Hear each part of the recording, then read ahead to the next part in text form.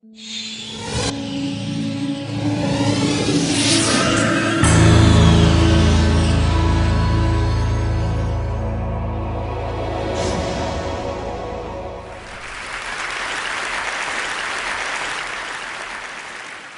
it's 1995. I'm in college. And a friend and I go on a road trip from Providence, Rhode Island to Portland, Oregon. And you know, we're young and unemployed, so we do the whole thing on back roads, through state parks and national forests, basically the longest route we can possibly take. And somewhere in the middle of South Dakota, I turn to my friend and I ask her a question that's been bothering me for 2,000 miles. What's up with the Chinese character I keep seeing by the side of the road? My friend looks at me totally blankly. There's actually a gentleman in the front row who's doing a perfect imitation of her look. And I'm like, you know, all the signs we keep seeing with the Chinese character on them. She just stares at me for a few moments. And then she cracks up, because she figures out what I'm talking about. And what I'm talking about is this.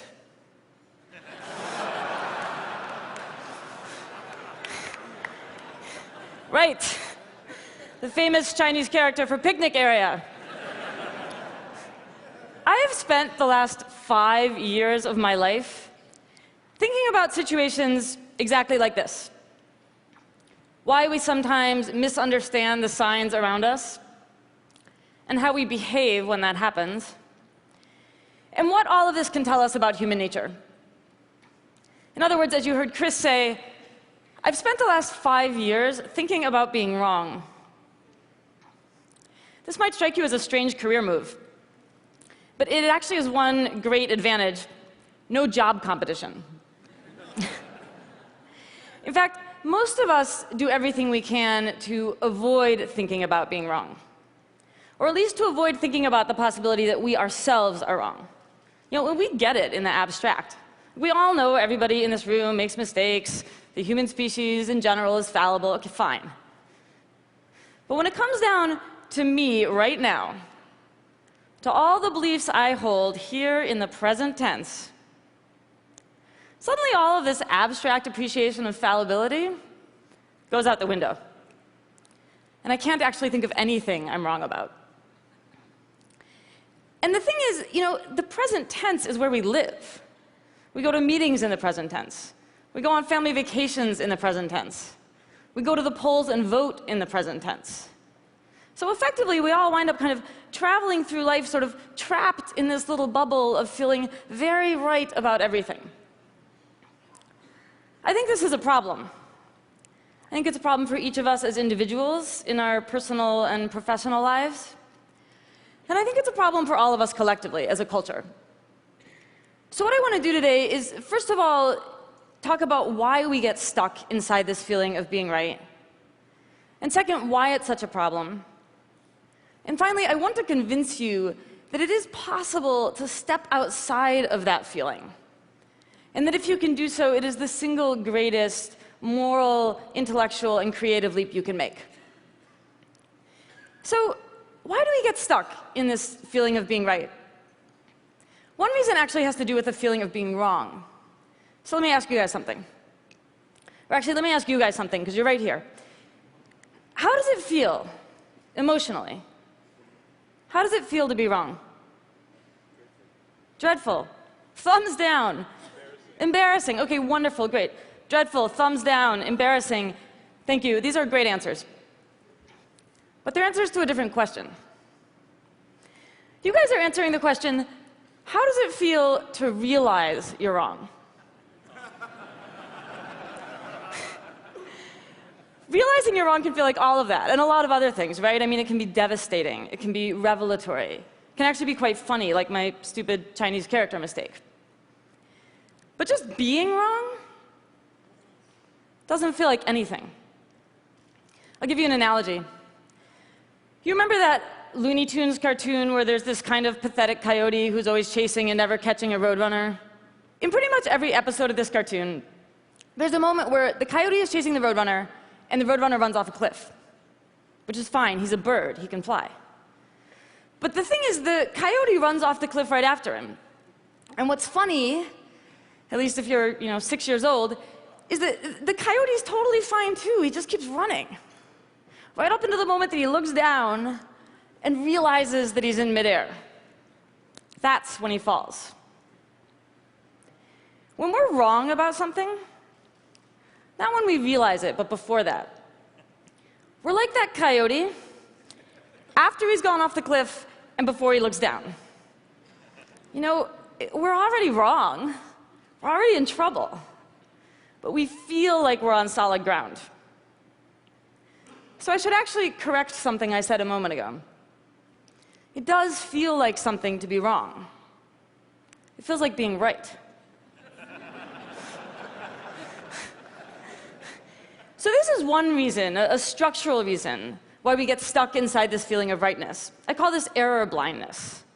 Most of the time, we don't have any kind of internal cue to let us know that we're wrong about something until it's too late.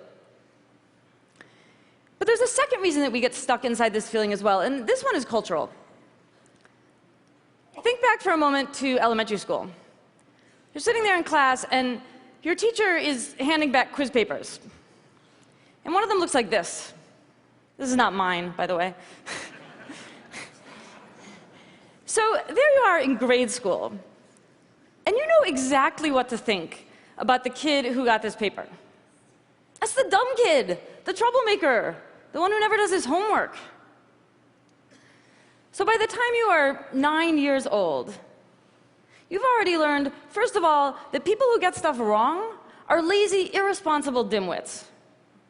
And second of all, that the way to succeed in life is to never make any mistakes. We learn these really bad lessons really well. And a lot of us, and I suspect especially a lot of us in this room, deal with them by just becoming perfect little A students, perfectionists, overachievers. Right, Mr.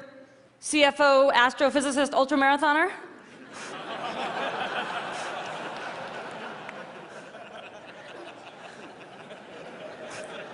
You're all CFO, astrophysicists, ultramarathoners, it turns out. Okay, so fine, right? Except that then we freak out at the possibility that we've gotten something wrong. Because according to this, getting something wrong means there's something wrong with us. So we just insist that we're right, because it makes us feel smart and responsible and virtuous and safe. So let me tell you a story. A couple of years ago, a woman comes into Beth Israel Deaconess Medical Center for a surgery. Beth Israel's in Boston. It's the teaching hospital for Harvard, one of the best hospitals in the country. So this woman comes in, and she's taken into the operating room. She's anesthetized. The surgeon does his thing, stitches her back up, sends her out to the recovery room. Everything seems to have gone fine. And she wakes up, and she looks down at herself, and she says, "Why is the wrong side of my body in bandages?" Well, the wrong side of her body is in bandages because the surgeon has performed a major operation on her left leg instead of her right one.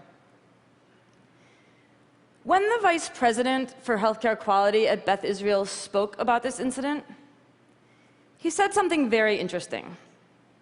He said, for whatever reason, the surgeon simply felt that he was on the correct side of the patient.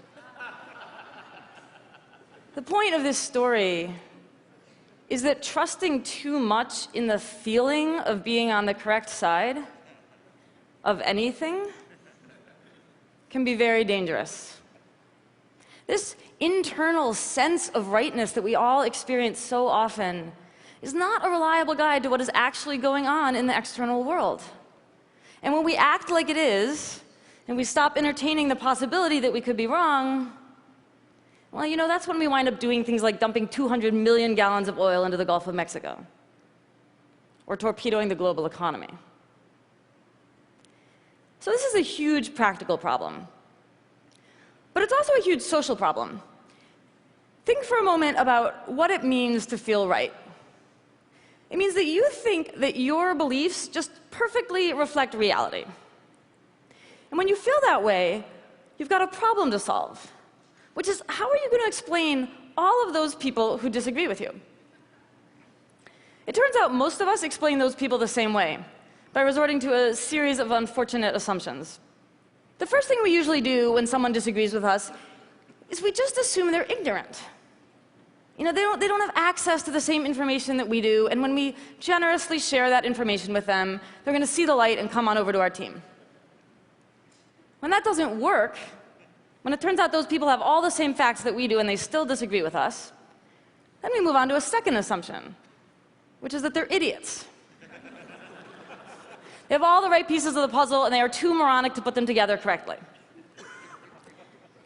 And when that doesn't work, when it turns out that people who disagree with us have all the same facts we do and are actually pretty smart, then we move on to a third assumption.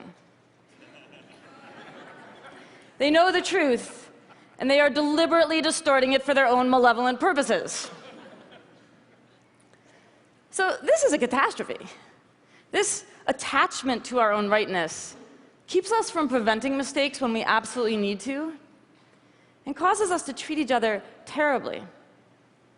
But you know, to me, what's most baffling and most tragic about this is that it misses the whole point of being human. You know, it's like we want to imagine that our minds are just these perfectly translucent windows, and we just kind of gaze out of them and describe the world as it unfolds. And we want everybody else to gaze out of the same window and see the exact same thing. That is not true, and if it were, life would be incredibly boring. The miracle of your mind isn't that you can see the world as it is. It's that you can see the world as it isn't. We can remember the past, and we can think about the future, and we can imagine what it's like to be some other person in some other place. And we all do this a little differently, which is why we can all look up at the same night sky and see this, and also this, and also this. And yeah, you know, it is also why we get things wrong. 1,200 years before Descartes said his famous thing about "I think, therefore I am," this guy, St. Augustine, sat down and wrote, "Fallor ergo sum." I err, therefore I am.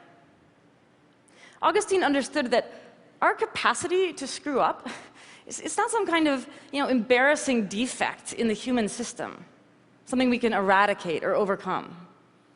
It's totally fundamental to who we are. Because unlike God, we don't really know what's going on out there. And unlike all of the other animals, we are obsessed with trying to figure it out.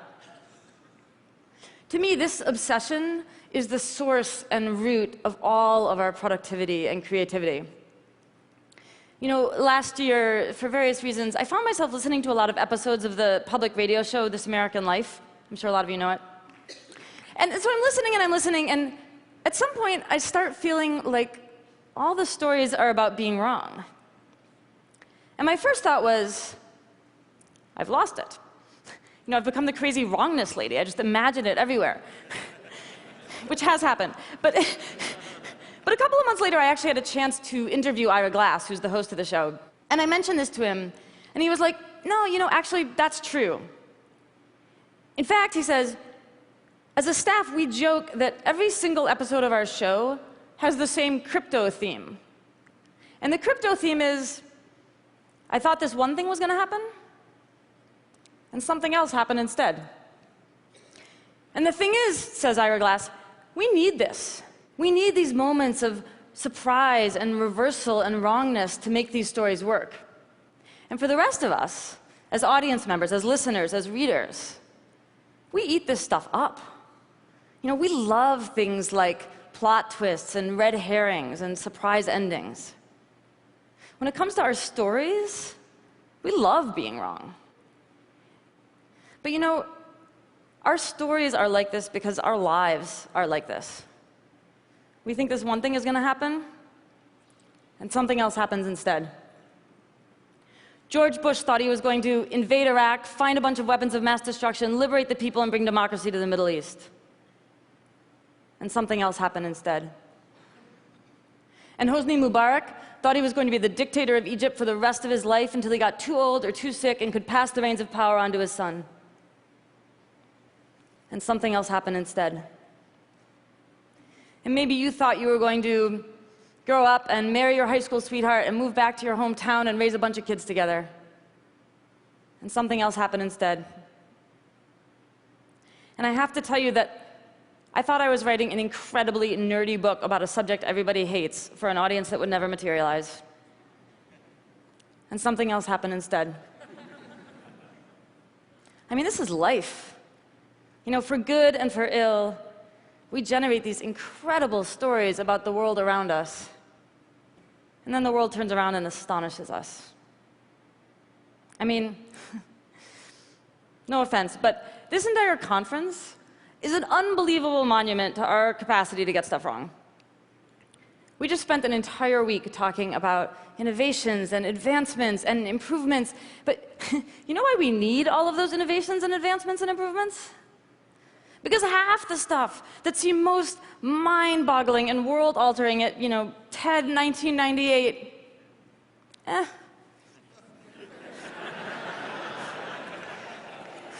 didn't really work out that way, did it? You're like, where's my jetpack, Chris?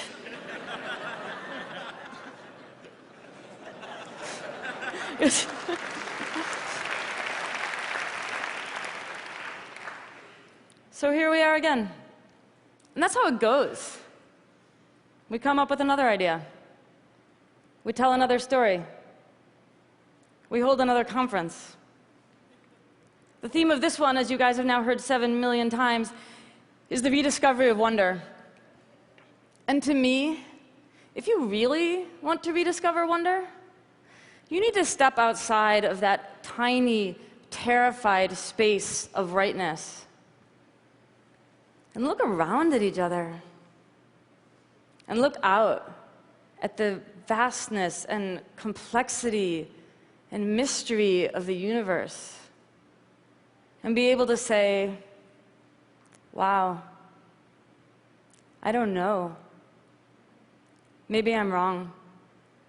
Thank you.